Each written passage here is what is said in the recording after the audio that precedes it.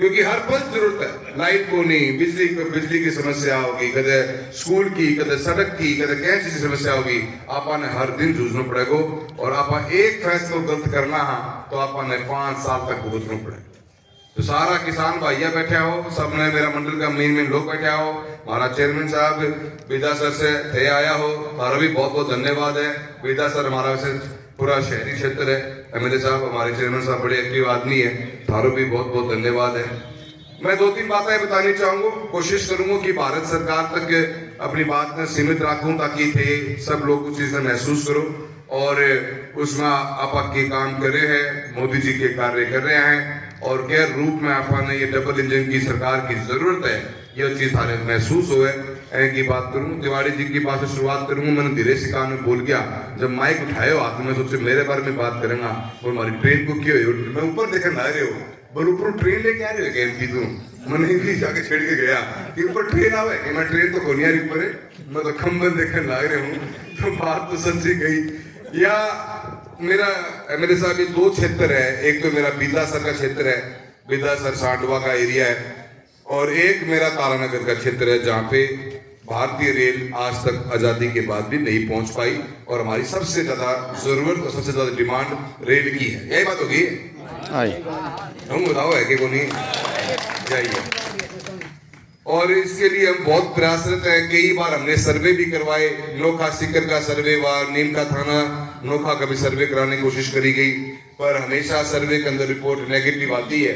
Negative के पीछे आ रही है क्योंकि हमारे पास में माल भाड़ा नहीं है और इस कारण हमारा रिपोर्ट नेगेटिव आती है। सांसद बनने के बाद में 6 से 7 सर्वे कराए हैं मैंने इस पूरे लोकसभा क्षेत्र में, किसी का भी रिपोर्ट पॉजिटिव को नहीं आई। आज भी प्रयासरत है।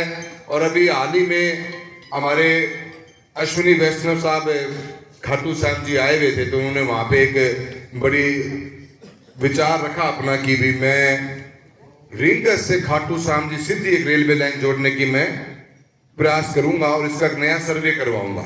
यह खबर मैंने भी पता लगी, थाने पता लगी, अखबार के माध्यम से मैं मंत्री से मिले और मंत्री जी से मिलकर मैंने सारी बात उनको नक्शे के साथ समझाई कि खाटू श्याम जी बहुत बड़ा मंदिर है जहाँ पे लाखों की तादाद में श्रद्धालु आते हैं, पर उतना ही बड़ा मंदिर सालासर का भी है और उतना ही बड़ी हमारे श्रद्धालु मुकाम में भी आते हैं, उतने ही हमारे देशनोक में भी आते हैं करनी माता के मंदिर के अंदर। तो मैंने उनको एक ही बात समझाई कि इन चारों को जोड़ दो,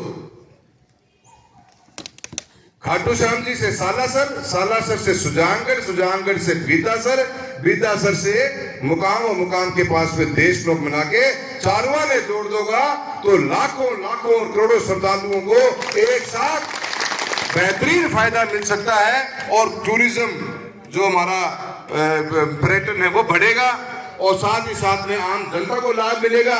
लाखों की तादाद में हरियाणा पंजाब से हमारे जो श्रद्धालु आते हैं वो इस पूरे रूट का एक साथ फायदा ले सकते हैं। इसके ऐसी मैंने बात उनके आगे रखी है और उनका ये बात का उन्होंने बहुत बढ़िया माना, स्वीकार भी किया और मुझे पूर्ण विश्वास है और पूरा विश्वास है कि बहुत जल्द भारत सरकार इसके सर्वे की तारीख घोषणा करेगी, बजट देगी, तो आपने ये पूरा को पूरा सर्किट खाटू श्याम जी सालासर, सुजानगढ़, बीदासर, सांडवा होते हुए मुकाम और देशनोक के आसपास के एरिया में अपन कहीं न कहीं इस पूरे एक लाइन को जोड़ लेंगे तो उसके जोड़ने का सर्वे हो जाता है। उम्मीद करते हैं कि भारत की सरकार इसके ऊपर पूरा महत्वपूर्ण तरीके से फैसला होगा और जब सर्वे की रिपोर्ट आ जाएगी तो मेरे को तो पूरा विश्वास है कि इतनी लाखों की तो भीड़ ना पा देखे चलेगा तो कड़े न कड़े अपने वो नेगेटिव आनो मैंने कम लगा है उम्मीद और अपने फायदों जिसको बहुत ज्यादा होश है।